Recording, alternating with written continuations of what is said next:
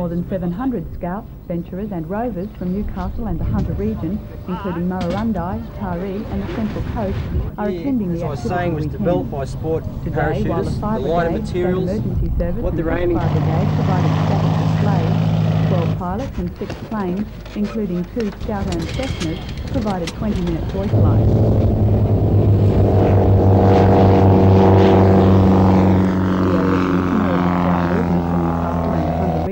Mr Vic Sparks said the biannual activity weekend gave the Scouts a taste for flying. Weekend's devoted to giving the boys an opportunity to learn all about aeronautics. Aeronautics has improved so much in the last few years that we need to do this biannually to make sure the boys keep an interest and give them the opportunity to learn all about planes.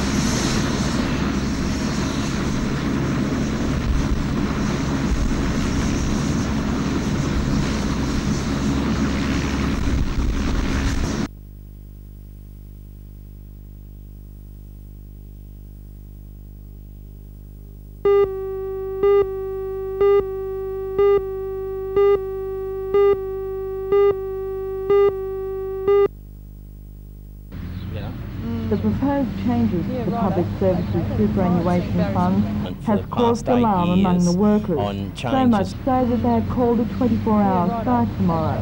Mr Bob Sharkey from the Teachers Federation. Well, basically we've been negotiating with the government for the past 8 years on changes to the superannuation fund. And then in October, out of the blue, the Minister simply announced that the current super fund would be closed off to all new entrants to the public service next year, and that a new fund would be introduced. And we feel this is a downgrading of what is expected from our members as working conditions. Now this is more of an older person's issue. Do you think the younger teachers will be willing to give up a day's pay and go out on strike? It is, because most people in their beginning years are at the bottom end of the income levels, and they're looking carefully at each dollar they get in their pay packet. And of course, if you're 25, you're immortal. You're never going to need superannuation. So therefore, it is, as people get into their 30s and 40s, they more clearly understand the issue. But I think we have done the best we can to explain to members in their 20s and 30s that unless they make a stand now, that by the time they reach retirement, there may not be the funds there to cover them with superannuation.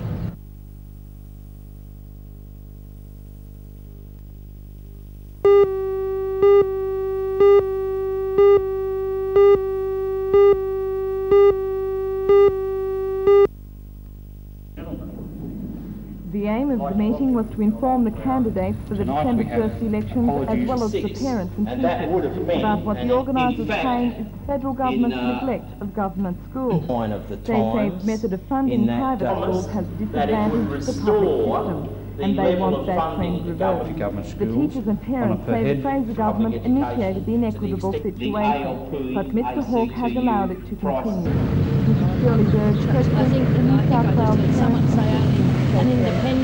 They've neglected this obligation for a long, long time. In fact, since 1975, the share of the cake going to government schools has diminished greatly, and of course, accordingly, the opportunities available to kids in government schools is diminishing as well. So really what you're saying is that the federal government favours private schools over public schools? Well, what has been happening ever since 1975 is that the share of the money coming from the Commonwealth has been diminishing to public schools, but has been increasing to non-government schools. Now, the issue is not whether it's government or non-government schools. The thing is that the government schools cater for the greatest number of children in this country, and they have the Commonwealth government has a responsibility to make sure that the needs of those children are met.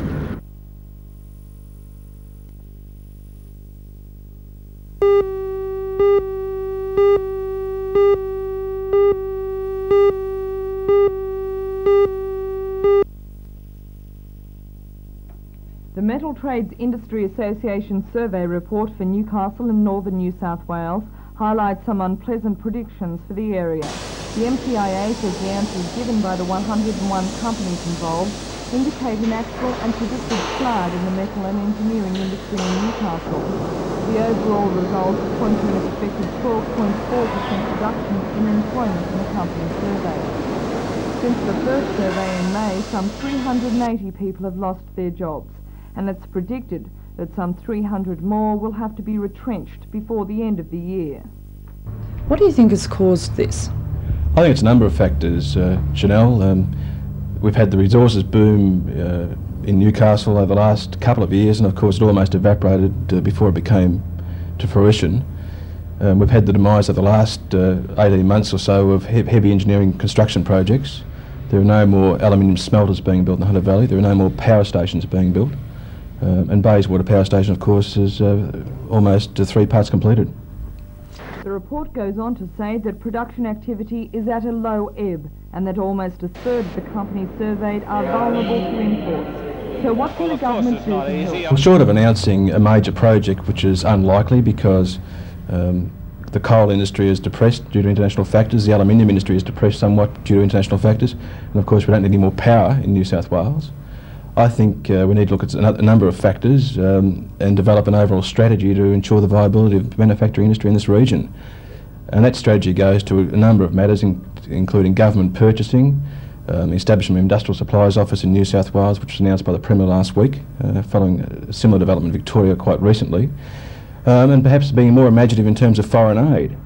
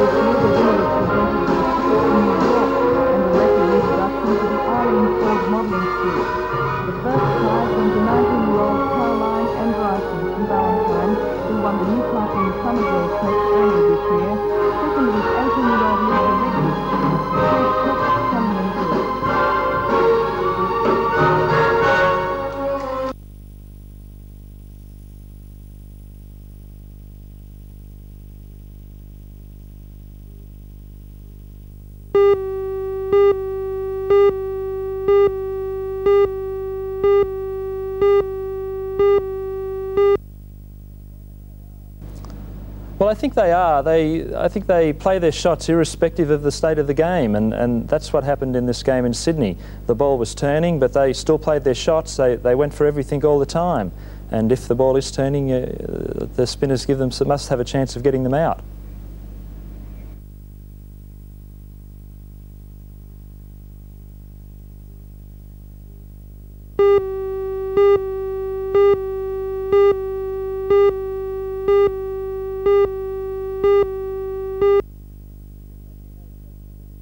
Yes, I suppose that is right, and you know, I'd like to think that I can play a role there and perhaps bring the slow bowlers back into Test cricket, because it'll filter down through all the grades. The slow bowlers will all have renewed hope wherever they play cricket. But you know, I think there could be something in that. In a way, it's a crunch match, isn't it? An historic match, because we've admitted that we can't beat the Windies on pace. Yes, well. In Sydney, the West Indies, we showed that we can beat the West Indies if the wicket's got a bit of help in it for the slow bowlers. New South Wales defeated the West Indies yesterday, and you know, and hopefully if the wicket turns in Brisbane, there might be some interesting results up there too. I guess you've received many congratulatory telephone calls. I believe you received one special one. That's right. This morning I was very happy to receive a message from Barry Gibson. Barry and I were about the same age, and we competed in Newcastle teams for a number of years as leg spinners. We were both in and out of the team, and we played together in the Newcastle team. And Barry, very unfortunately, had an accident back about 1967 where he lost his eyesight. And I haven't seen much of Barry since then, but I had a phone call from Barry this morning, and that was a special one.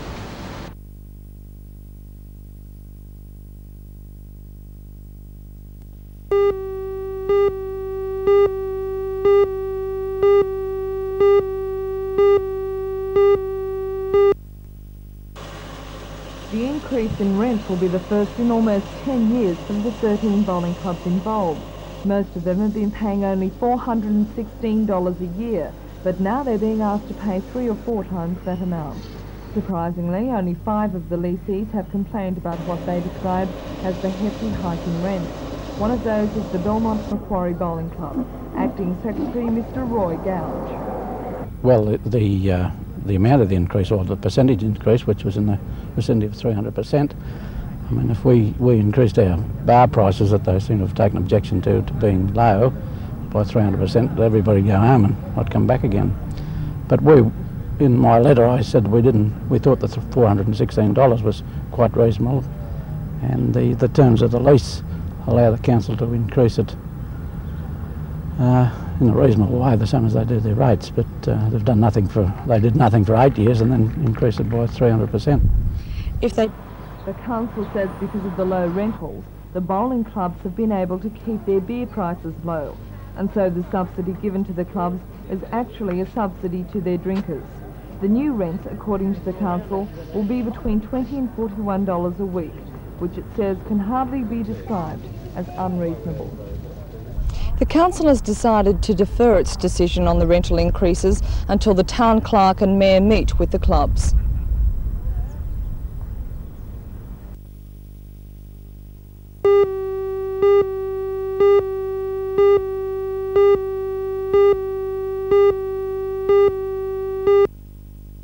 You never go A down there and member see of the kids Clubs smoke. Association state executive, Mr. Bob Well, Ferris, you know, it's says been it's the used for Meat what it was Employees designed Union that for, what it's good initiated for. the concern about the meat If in you'd the have went club down there last raffle. night, you'd say why.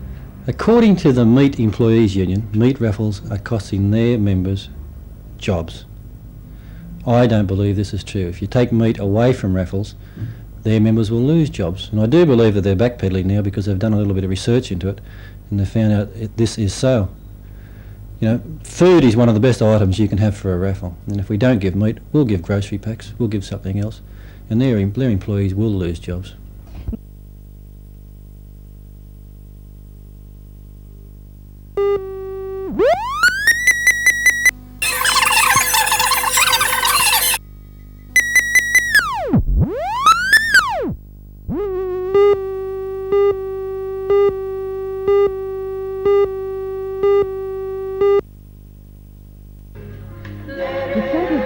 Technical College has a dual purpose. Not only does it train its 100 childcare students, but it also provides playgroup facilities for 125 families. For practical reasons, the families had to be split up into 5 groups for the annual Christmas party. And on the second working day of the week, this was Group 2. The children saw the evening's activities as an early chance to indulge in Christmas fare, and also to spend a few extra hours with their favourite playmate. For the parents, it was an opportunity to sit and chat, while the students took the chance to show that they have other talents apart from childcare. Repeat the sounding horn, repeat the sounding horn, Acting Senior Head Teacher of the department says childcare is becoming more important as the need for it increases. It certainly is, yes. It's very much a growth area. We're seeing this happening locally with the provision of, I think it's 7 new multi-purpose centres being established in the Newcastle region, and more women are going back to work, and there is a great need for childcare centres to be established.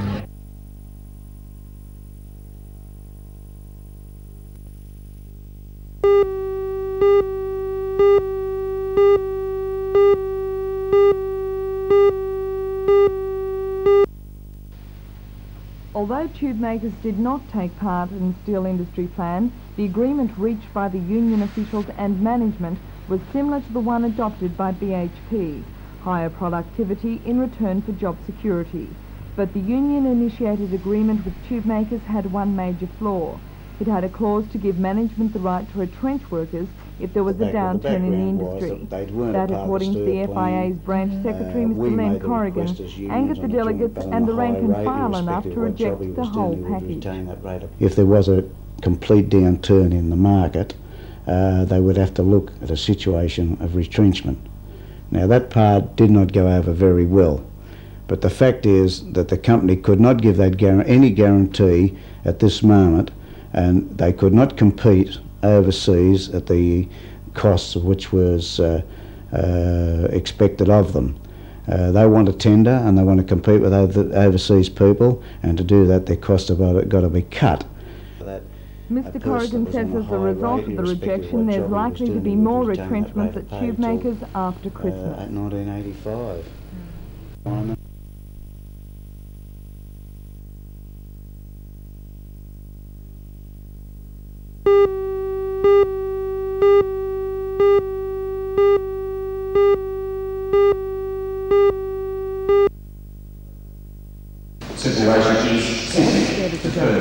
Joined in the 24-hour strike in the dispute. I understand it's possible they wanted to save money. Public Service Professional Officers Association Sending latest information, so I'm going through organiser of the People Of course, were that meaningful all they can expect to be paid for the rest of their life. Attended the meeting to It's a nonsense to demand the withdrawal of the public health can be involved government by reopening $7 million.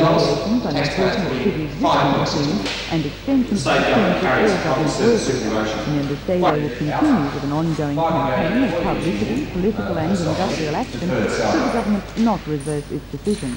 I understand it's not.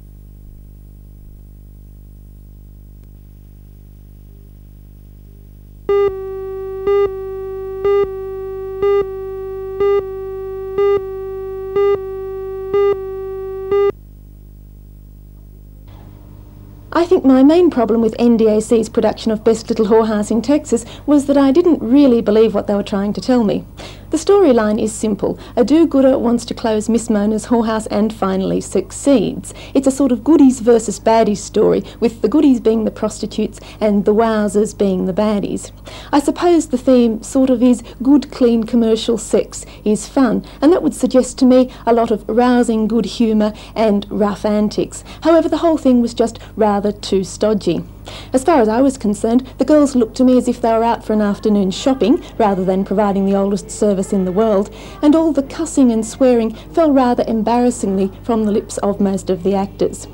Well, the show needed a whole lot more colour, bounce and energy too, and the only person who really provided it was Michael Single as the do-gooder Melvin P. Thorpe. Everyone could take a leaf out of his book.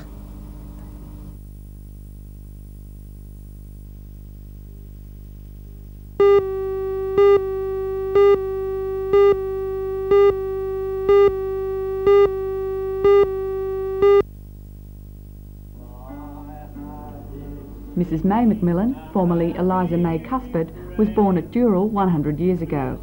Today the event was celebrated with a party attended by the 60 residents of Nowra Hospital and her friends and family. May Cuthbert married Alexander Macmillan in 1911 and had a family of 3 sons. Her husband and 2 of their sons have died, but today her surviving son Doug Macmillan, her 2 granddaughters, 5 great-grandchildren and great-great-grandson helped her to celebrate her birthday. Mrs Macmillan was presented with a cake, a song, a glass of champagne and the well-wishes of all who attended, as well as telegrams from the Queen, the Prime Minister, the Governor I send you many congratulations on this happy occasion and my good wishes for an enjoyable day. Elizabeth Rex.